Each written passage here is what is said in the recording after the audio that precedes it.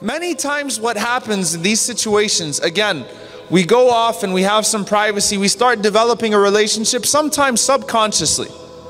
Sometimes it comes through an MSA, through an organization, through YM, maybe whatever it is, and we start sending Facebook messages to each other, and we start adding those little smiley faces all the time, and we start saying different things, we start becoming a little bit more flirtatious, we start laughing a little bit more with each other, we start developing feelings for each other.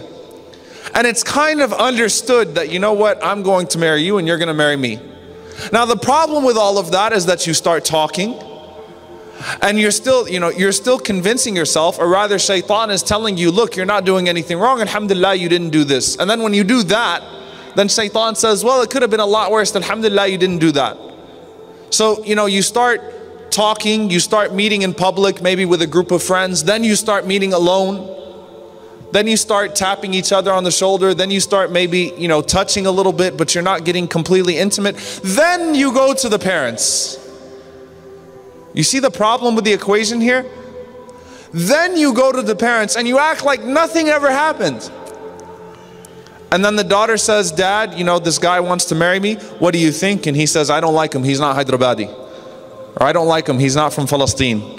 Or he's not from Karachi. Or he's not this, he's not that. Or I don't like him, he hasn't finished enough of his education. Then the tragedy starts from there. But wait a minute, I love him. I can't let him go. What do you mean? Is that all? Isn't that hadith about the wali? Can I find something in the Hanafi fiqh that says I don't need a wali? How can I get around my parents now? Let me find an imam who's going to do this marriage. Let me see how I can get around this now. You start creating your own fiqh and customizing your relationship with Allah to conform with a haram relationship that you already established with someone else.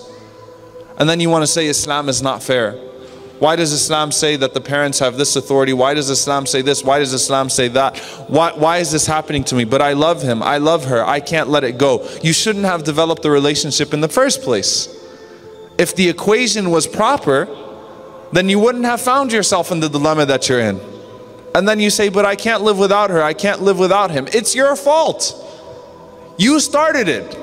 You developed, you allowed yourself to develop that relationship. So now for the sake of saving your other relationship with Allah subhanahu wa ta'ala, and then the second most important relationship with your parents, you need to sacrifice the one that is grabbing your heart at that moment. So he allowed himself to develop feelings for her, and he didn't stop it at its root.